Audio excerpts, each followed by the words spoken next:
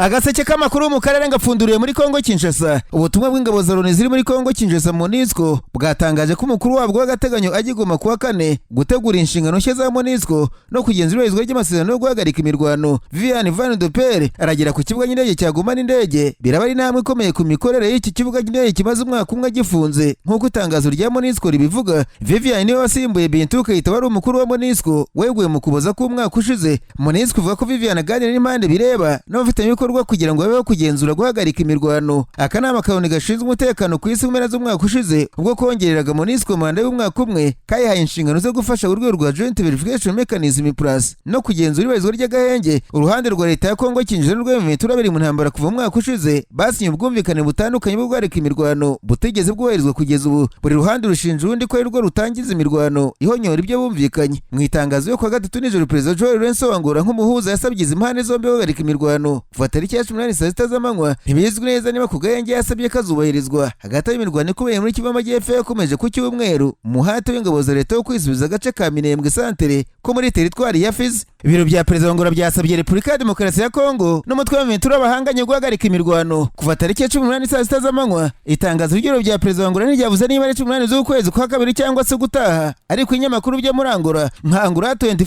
Hours byavuze ko ari tariki ya 18 z'ukwezi kwa kabiri. Angola yavuze ko asabye bivuye mu nama yo kuwa mbere i Rwanda muri Angola yahuje perezida Joel Lorenzo watumye abagenzi be Furenya Simbe wa Togo, Felix Tshisekedi wa Kongo Kinshasa na Olusegun Obasanjo ukuri itsinda ry'abahuza ryashyizwe n'ubumwe bwa Afurika kuri iki kibazo. Ibiro bya perezida Angola bivuga ko bisaba iriya tariki yo guhagarika imirwano biturutse ku byavuye muri iriya nama hamwe no kuvugisha impande bireba. Leta ya Kinshasa cyangwa se M23 ntacyo baravuga kuri ubu busabe bwa perezida Angola. Ibiro bya perezida Angola bivuga ko bitegereje ko impande zombi zemera ku mugaragaro iyi tariki y'ubu busabe. Hagati ari ku mirwano muri Kivu y'Amajyepfo hagati y'ingabo za leta zifatanije wazirendo zirwana n'umutwe wa twirwaneho ukorana na M23 yarakomeje muri iki cyumweru mu duce dukikije Minembwe Santere, agace ingabo za leta zivuga ko zishaka kwisubiza. Naho muri Kivu y'Amajyaruguru naho muri iki cyumweru havuzwe ibitero by'indege za drone z'ingabo za leta mu duce twa Karere ahagenzurwa n'inyeshyamba za M23. Hagati ari ku mirwano ikaze kuwa gatatu ushize yahanganije inyeshyamba za wazirendo n'abarwanyi umutwe wa M23 ahitwa Biguri, agace kera cyane gahereye hafi ya Karengera muri shoferi y'Abashari teritwari ya Masisi. Nkuko amakuru aturuka muri gace avuga, inyeshyamba za wazirendo zagabye igitero ku bindi bya M23 muri Agaseke Kirumbu ahagana saa 2 z'igitondo hakurikiyeho kurasa hakoreshejwe imbunda nto n'iziremereye bituma ibikorwa by'ubuhinzi bihungabana. nkuko inkuru y'ikinyamakuru Morning Post bivuga, mu mirima ngo habereye imirwano kuva mu gitondo ibikorwa by'ubuhinzi byarahagaritswe, ariko ibintu biri kumera neza. Hari hashize igihe kirekire wazirendo batagera muri iyi zone. Umutuzo wagarutse guhera saa sita nkuko umuturage avuganye n'icyo gitangazamakuru abitangaza. Biravuga ko nyuma ya saa sita ibintu byari byatangiye gusubira mu buryo. Abarwanyi ba M23 bakabongerewe Karengera no mu bice bihegereye kugira ngo bungabunge umutekano.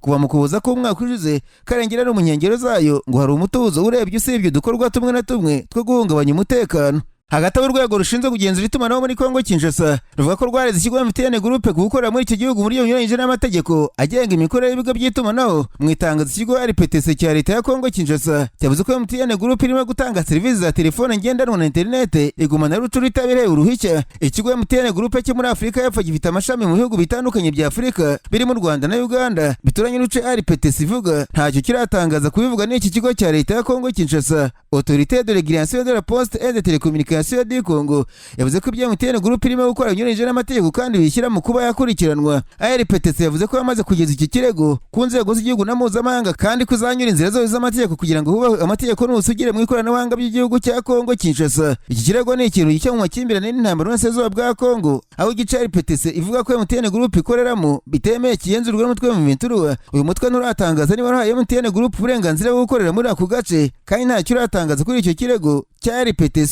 Nararanganije amaso ibinyamakuru byandikirwa muri Uganda. Abanyamakuru bashyize amakaramu ku mpapuro barandika. Banditswe umuhungu wa Dr Milton Obote wategetse Uganda, Michael Kena usanzwe ari perezida w'ishyaka UPC yasabye umuhungu wa perezida Museveni Gen Muhoozi usanzwe ari umugaba mukuru w'ingabo za Uganda gukura akavana ubwana ku mbuga nkoranyambaga. Ikinyamakuru cyari muteke yavuze ko Kena yavuze ko urwego rwa Gen Muhoozi n'umwanya afite mu bushorishori bw'igihugu atari umuntu ukwiriye kwitwikira ijoro ngo yandike ubutumwa ku rubuga rwa X bushobora gutera ikibazo mu baturage, amusaba gukura akaba umuntu w'umugabo. Uyu muhungu nawe wahoze ari perezida wa Uganda yabwiye abanyamakuru ko Muhoozi ashobora kuba atazi ko ari umuhungu wa perezida n'umugaba mukuru w'ingabo z'igihugu. Amwibutsa ko ubutumwa asigaye yandika ari urukozasoni ku gihugu cya Uganda cyose. Kena yabajije Nyiri Manchester ukuntu atinyuka akavuga ko azica umuntu yamaze guteka igihugu watowe n'abanyayuganda barenga 2 miliyoni kandi komisiyo y'amatora ikamuha amajwi yose uko yakabaye. Yavuze ko nubwo wenda abantu benshi bamutinya batamucyaha arerura ati genda atuye Gen Muhoozi ko ruve mu mabwa ubutumwa wandika nibuhuye n'imyaka ufite n'inshingano ufite muri iki gihugu. Uyu munyapolitiki yanongeyeho ko nk'umuntu wanuganirwa ko azaba perezida wa Uganda adakwiye kwitwara uko yitwara kuko nawe yazageza igihugu mu gihe yagihabwa. Gen Muhoozi amaze iminsi yitoratoza ku mbuga nkoranyambaga yibasira cyagoranye isenta mu rubatari yatsi Bobi Wine ibyamaganwe n'abantu batari bake bavuga ko ari ugushaka kwikiza abantu bose badasingiza ubutegetsi bwa se Museveni. Uyu munyapolitiki cyagoranye ubasa n'uwiburishije irengero kuko ahise aviwe arahunga nawe uzanaherere muri iki gihe. Jimmy yasabye Gen Muhoozi kuguma mu nshingano zitoroshye afite yakareka ubutumwa budashinga yirirwa atangaza ku mbuga nkoranyambaga ndetse anasaba perezida Museveni kongera kwibuka inshingano akamenya ko umubyeyi ahora ari umubyeyi, amusaba kuba hafi y'umuhungu we w'imyaka irenga 50. Ikinyamakuru Daily Monitor yavuze ko Jimmy atanagarukiye aho ngaho kuko yibukije Gen Muhoozi ko atari we muhungu wa perezida ubaho ku isi gusa kuko nawe se Milton Obote yategetse Uganda kandi bitamuha uburenganzira bwo kwitwara nk'ikimanuka juru mu gihugu se yategetse. Ati ntakwiye kwirata ngo umuhungu wa perezida kuko nanjye navutse data ari perezida kandi ngerageza kwitwara nk'umuntu. Nawe navana ubugoryi kuri Twitter yigeze avuga ko umujyi wa Kampala agiye kuwutunganya mu mwaka umwe, nyamara se Museveni amaze imyaka 40 ku butegetsi byaramunaniye. Ntashyira imbaraga muri politiki zifasha abanyarwanda areke kwitwikira ijoro ngo arare yanika kuri X kandi atanandika ibifitiye rubanda akamaro. Ati kura wagahungu we. Jimmy yavuze ko nka Gen mu gisirikare uyoboye ingabo perezida Museveni nawe akwiye kwibuka ko nubwo akeka ko ari mukuru akimufite mu nshingano zo kumurera nk'umwana we wanze gukura. Ubutumwa bwa Jimmy buje mu gihe mu cyumweru gishize nabwo hari intambara hagati ya Muhoozi na minisitiri baryo munsi ushinzwe itangazamakuru n'itumanaho muri Uganda bamubwiye ko nta burere afite kandi ngo hora yasinze. Ibi byarakururutse kugeza ubwo Muhoozi avuze ko nyina yamubuje guhangana na minisitiri baryo munsi ikibazo gihagaritse tuzabigarukaho. Na butumwa ariko bwakiriwe mu buryo butandukanye na bamwe mu Banya-Uganda cyane cyane abashyigikiye Gen Muhoozi kandi rugaba nka Daudi Kabanda umunyamabanga w'Iro Patriotic League of Uganda rishyigikiye ko Muhoozi azasimbura se ku butegetsi. Yanize tukuye umugabo Jimmy agaragaza ko beke bakuri ishyaka UPC ryahoze ari iryasa ariko ritabaho, amugaragaza nk'umuntu utunzwe n'ubufaranga ahabwa na perezida Museveni abeshya ko akora politike. Ati umuryango wanyu muri bivume kandi gutondagira umugaba mukuru w'ingabo Gen Muhoozi kandi rugaba ntibizigera na rimwe bituma wongera kugaruka muri politiki kuko ibya Obote byagiye nk'amahembe ya ryatungo ririnda urugo.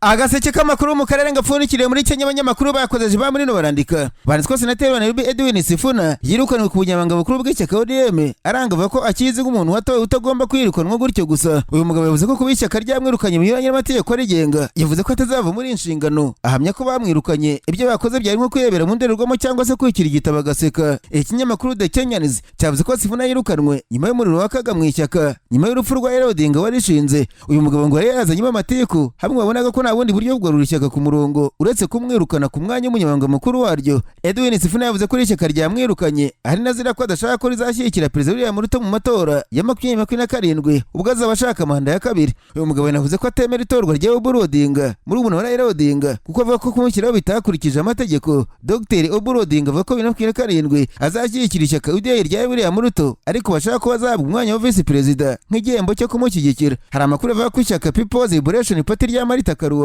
ryaba ryahise rifata senateri Edwin Sifuna ngo imbaraga mu mashyaka arwanya ubutegetsi bwa Ruto, ariko amakuru yavuze ko Karua bihakanye akavuga ko nta kibirukansa batahita bafata Sifuna bazategereza mu ishyaka ODM bakabanza bagahamba bapfu babo mbere yo kujya muri politike zindi. Karua ati ntabwo tuzirukira umwanzuro nawe ni umuntu mukuru azihitiramo kandi nta kigaragaza neza ko yabayirukanwe koko nta mpamvu yo kwihuta kuko yihuse yabyaye igihumye.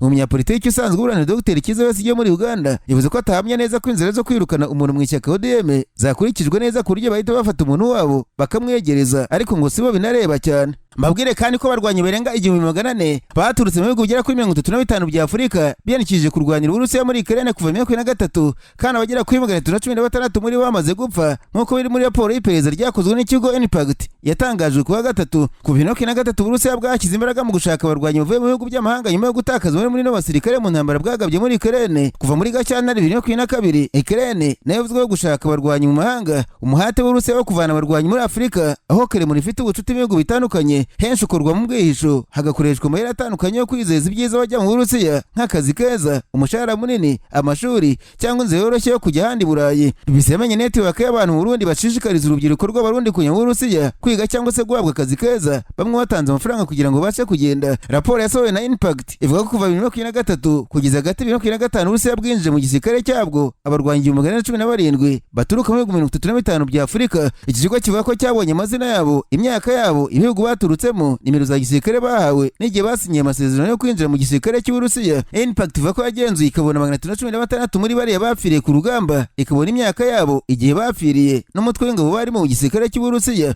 Iyi raporo ivuga ko muri abo barwanyi baguye ku rugamba bava muri Kameruni aribo benshi 94, mu gihe batandatu muri abo bapfuye bava mu gihugu cy'u Burundi. Muri abo Barundi umukuru afite imyaka 41, umuto afite 26. Mu bihugu byavuyemo bariya barwanyi muri kiriya gihe ni ukuvuga 2023 kugeza 2025 hagati harimo ibyo mu karere. Urutonde rwa Impact rwerekana ko muri Kenya havuye 45, mu Burundi 19, Tanzania 9, Uganda 7, u Rwanda havuye umuntu umwe. Misiri imbere mu bihugu bya Afrika havuye abagabo 61, Cameroon havuye 35, na Ghana havuye 34 nk'uko raporo ya Impact bigaragaza. Gambia havuye 56, Mali 51, Nigeria 36, Afrika havuye 32, n'ahandi naho havuye benshi. Iyi raporo isohotse nyuma y'umunsi umwe urubuga rushamikiye ku biro bya perezida wa Karere rutangaje inkuru y'umurundi Gen Muhoozi ufungiye muri Karere nk'imfungwa y'intambara nyuma y'uko yari yagiye mu Rusiya azi ko agiye kwiga nk'uko yabivuze. Ibyavuzwe na Akimana ikinyamakuru BBC kivuga ko kitabashe kugenzura mu buryo bwigenga kandi yabitangaje nk'imbohe y'intambara ku rubuga rutangaza bogamiye kuri Karere muri iyi ntambara. Iki gitangazamakuru cyabaje uruhande rwa leta y'u Burundi ivuga ko ikibazo cya Akimana yakibonye ku mbuga ariko nta kirakivugaho. Kuri raporo nshya kandi iki gitangazamakuru cyagereje kuvugisha abategetsi b'u Burundi ariko ntibyashoboka. Investigation with Impact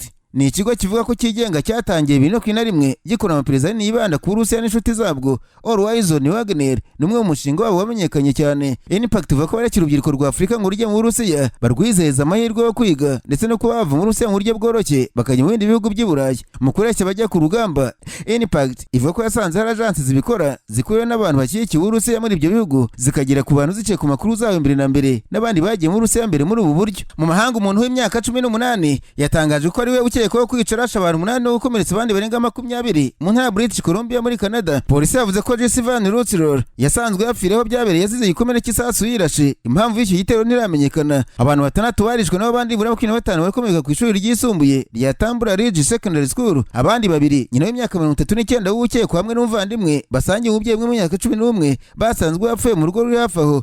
Abatetsi bavuze ko Van Rutsror yavutse ari w'igitsina gabo ariko ko avuga ko ari umugore. Komiseri wungirije wa polisi ya Canada Dwayne McDonald yavuze ko kurasa mu rugo ruri hafi aho byabanje ni ukukeye ko hajya ku ishuri. Abishwe ku ishuri n'umwarimu w'umugore w'imyaka 39, abanyeshuri 3 b'igitsina gore bose b'imyaka 12 hamwe n'abanyeshuri 2 b'igitsina gabo, umwe imyaka 12 n'undi imyaka 13. Abategetsi nibatekereza ko abandi bakekwa kugira muri uko. Polisi yavuze ko mu myaka myinshi ishize yari yageze kenshi mu rugo rw'umuryango w'ukekwa. Umwe mu butumwa wihamagara buyitabaza bukaba bwari bujyanye n'impungenge ku buzima bwo mu mutwe. McDonald yavuze ko mbere yaho Van Rutsror yigeze kugira uruhushya rwemewe rwo gutunga imbunda, urwaye rwararangije igihe cyarwo. Polisi yavuze ko mu myaka ine ishize Van Rutsror yari yarataye ishuri ryisumbuye rya Tambura Ridge Secondary School. Ariko kandi Minisitiri w'Intebe w'Ubwongereza Sir Keir Starmer yavuze ko amagambo ajyanye nayo mukira avuzwe n'umuherwe Sir Jim Ratcliffe utunze za miliyari z'amadolari akaba ari umwe uranyira ikipe Manchester United ari amagambo akomeretsa kandi mabi. Sir Jim washinze Ineos, imwe muri kompanyi nini cyane ku isi zikora ibinyabutabire. Kuwa gatatu yabwiye igitangazamakuru Sky News ko Ubwongereza bwakoronijwe nabi mukira ndetse yumvikanisha ko Minisitiri w'Intebe ari umuntu mwiza cyane ku buryo adashobora guhangara ibintu bigoye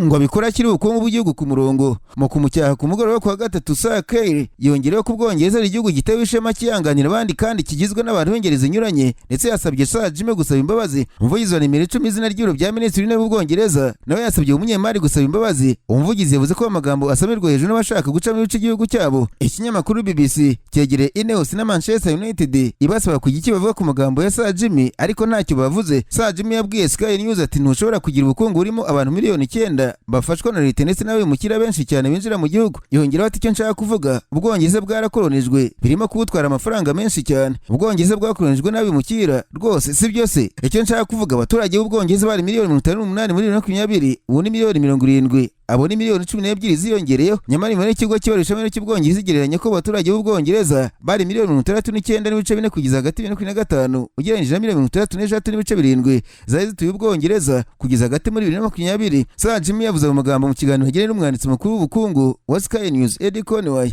iruhande rw'inama y'abanyenganda b'i Burayi yabereye mu mujyi wa Antwerp mu Bubiligi. Amagambo yanamaganywe n'amatsinda anyuranye y'abafana arimo n'itsinda ryitwa Manchester United Supporters Trust ryatangaje ubutumwa kuri nkoranyambaga rwa X riti nta mufana ukwiye kumva akumiriwe mu gukurikira cyangwa se gufana ikipe kubera ubwoko bwe, idini rye, ubwenegihugu cyangwa se ahantu akomoka. Amagambo y'ubuyobozi bukuru bw'ikipe akwiye gutuma kudaheza byoroha cyane kurushaho, ntakwiye gutuma bikomera cyane kurushaho. Bati bisi bya politiki ni ugutuma abashinzwe Manchester United bakora mu buryo butuma abafana bunga ubumwe aho guheza igiciro icyo cyose cy'abafana bacu. Reka nsoze mabwira ko Perezida Donald Trump yakiriye Minisitiri wa Israel Benjamin Netanyahu muri White House kuwa gatatu, baganira mu muhezo bonyine ku kibazo nini cy'intwaro kirimbuzi za Iran. Bahuye mu gihe umwuka mubi ukomeje kwiyongera mu burasirazuba bwo hagati n'imishyikirano ikomeje gukumira ku bijyanye no guhagarika gahunda ya Iran gukora intwaro za kirimbuzi. Byari byiteze ko Netanyahu ahatira Trump gutegeka Iran guhagarika itunganiro rya uranium ndetse no kugabanya gahunda yo gukora misile iziraswa kure cyangwa se ballistic missiles no guha inkunga imitwe irwanya Israel nka Hamas na Hezbollah. Mbere yo kujya muri Amerika, Netanyahu yari yavuze ati nzagaragariza perezida uko tubibona kubirebana n'amahame y'imishyikirano. Iran yavuze ko yiteguye kugabanya gahunda yayo ku ngufu za nucleaire kugira ngo ikurirwe ibihano, ariko hanze ibindi bisabwa. Mbere yo kuva muri Israel, Netanyahu yavuze ati muri ruzinduko tuzaganira ku bibazo bitandukanye birimo Gaza, akarere k'uburasirazuba bwo hagati, cyane cyane Iran. Hagati abo bategetsi ba Amerika na Israel bagiye bagirana umubano muremure waranzwe n'ibintu bitandukanye. Trump yise perezida w'umunyamerika ukunda Israel, ariko abasesenguzi ko umubano we na Netanyahu wari mwiza kurushaho muri manda ye ya mbere. Abasesenguzi bavuze ko mu minsi ishize Perezida Trump yarakajwe na Israel kubera intambara mu burasirazuba bwo hagati. Raporo nyinshi zigaragaza ko Trump afitanye amakimbirane mu ibanga na Netanyahu. Igor Vat, impuguke ku burasirazuba bwo hagati wo mu nama y'ububanyi n'amahanga y'u Burayi, avuga ko amacakubiri ari mu itsinda ry'ingenzi rya Trump rishinzwe ibijyanye na politiki ya Amerika kuri Israel ari yagira uruhare mu gutuma umubano we na Netanyahu udakomera. Novak agira ati hari abita inzitizi n'abanenga Israel nka J.D. Vance, Marjorie Taylor Greene na Tucker Carlson. Hanyuma hari itsinda rya kabiri, itsinda rishyigikiye Israel cyane rigifite ububasha bukomeye. Nubwo bimeze gutya ariko Dr. Hahera wo mu kigo cya United mu Bwongereza ati ubu bufatanye bw'igihe kirekire buracyagaragaza intsinzi nyinshi. Wakwibaza utese umubano hagati ya Trump na Netanyahu wagenze ute mu myaka yashize? Manda ya mbere ya Trump yagaragaje ubufatanye bukomeye hagati ya bombi. Trump yafashe ibyemezo byatumye politiki ya Netanyahu itsinda muri Israel, maze navuga ko Trump ari inshuti nyewe ya Israel. Abasesenguzi bemeza ko uyu mubano wari mwiza, utaziguye kandi ufite akamaro muri politiki ku mpande zombi. Trump yatangaje ko Amerika yemera Yerusalemu yose nk'umurwa wa Israel. Iki gikorwa Netanyahu yakise amateka. Imyigaragambyo ikomeye yadutse mu burasirazuba bwo hagati. Trump ariko yikuye mu masezerano agendanye n'ingufu za nucleaire za Iran. Icyo gihe Netanyahu yaravuze ati Perezida Trump yakoze ikintu gikwiriye. Hari muri Gicurasi 2018. Muri Gicurasi uwo mwaka kandi ambasade yimuriwe i Yerusalemu. Netanyahu yise ibyabaye umunsi w'icyubahiro abanyapalestina 60 bishwe muri Gaza uwo munsi. Muri 2019 habaye kwemera imisozi ya Golan. Trump yemeje ku mugaragaro ko imisozi ya Golan ari igice cya Israel. Netanyahu yaravuze ati Israel ntigeze igira inshuti iruti muri White House. Muri Nzeri 2020 amasezerano ya Abraham yarasinywe. Israel, Emirates Zunze Ubumwe z'Abarabu na Bahrain bemeje gushyira umubano wa diplomasi. Igikorwa cyashyigikijwe na Perezida Trump. Maroc na Sudan byinjiyemo nyuma. Muri 2020 na 2021 haje igitotsi mu mibanire nyuma y'uko Joe Biden atsinze amatora ya perezida wa Amerika muri 2020. Umubano hagati ya Trump na Netanyahu watangiye kuba mubi. Mu gushyingo kwa 2020 Netanyahu yashimiye Biden kuri Twitter amasaha make nyuma y'uko byavuye mu matora bitangajwe. Ibyo byarakaje Trump. Mu kuboza kwa 2021 Trump yibasiye Netanyahu ku mugaragaro mu kiganiro umwanditsi Barack Ravid agira ati yakoze ikosa rikomeye gushimira Biden imbere y'intsinzi. Kuva icyo gihe sinigeze mvugana nawe. Ni biki bikubiye mu bufatanye bw'umwaka ushize. Ubwo Trump yasubiraga ku butegetsi umwaka ushize, Netanyahu yasuye Washington vuba. Kuva icyo gihe yasuye White House inshuro enye kurusha undi muyobozi w'amahanga uwo ari wese. Netanyahu yariye gusoza akazi muri Gaza mu ijambo yavugiye mu nama rusange y'umuryango w'abibumbye muri Nzeri 2025. Ubu bufatanye bwabo bwibanze cyane ku bibazo by'umutekano na politiki bireba Gaza, umugambi w'amahoro n'ibiganiro byo guhagarika intambara. Ariko bitandukanye n'igihe cyashize, ubu bufatanye buba burimo ubwenge n'imibare myinshi, ntabwo ari amarangamutima. Abasesenguzi bavuga ko muri White House ya Trump na Netanyahu agenda ananirwa kubera imibanire. Dr. Haira ati nta muntu n'umwe wishimiye Netanyahu muri iki gihe, ariko uko ibintu bimeze ntabwo byagize ingaruka kuri politiki y'ubutegetsi. Hagati aho hari abantu bafite imbaraga mu butegetsi bwa Trump batangiye kunenga ibikorwa bya Netanyahu na Israel kuri Gaza. Haira ati Israel ntiyaretse intambara muri Gaza gusa, yashenye amasezerano yo guhagarika imirwano nta ngaruka. Yagabye igitero muri Qatar, yakomeje gutera Syria na Liban kandi nta ngaruka zafashwe. Ibintu by'ingenzi byabaye umwaka ushize hagati ya Amerika na Israel ubundi ni biki? Muri Mutarama Netanyahu yashimiye Trump ku ntsinzi yamwita inshuti ikomeye ya Israel. Muri Gashyantare ibiganiro byibanze guhagarika imirwano muri Gaza byaratangiye. Muri Mata w'umwaka ushize Trump yakiriye Netanyahu muri White House. Intambara igomba kurangira vuba. Netanyahu ati tugomba kurangiza akazi ko kurwanya Hamas. Muri Gicurasi umwaka ushize Amerika yagabye ibitero ku nyubako zitunganya ingufu za nucleaire za Iran kufatanya na Israel. Muri Nyakanga Trump yatanze igitekerezo cyo guhagarika intambara mu gihe cy'iminsi 60, inzira y'amahoro igakomeza. Muri Nzeri umwaka ushize Israel yagabye igitero ku bayobozi ba Hamas muri Qatar, Amerika irabyamagana. Muri Nzeri kandi Trump yarwanyije gahunda ya Israel kwigarura agace ka West Bank muri Palestine. Uku kwezi kandi Netanyahu atanga ikiganiro mu muryango w'abibumbye gihe intumwa mpuzamahanga zirenga 100 zasohotse mu cyumba cy'inama zigaragambye. Muri Nzeri uwo mwaka kandi Netanyahu yasuye White House ku nshuro ya 4 uwo mwaka aganira ku mugambi w'amahoro ngingo 20 gucunga by'agateganyo Gaza no kurekura abantu 180 bari barafashwe bugwate.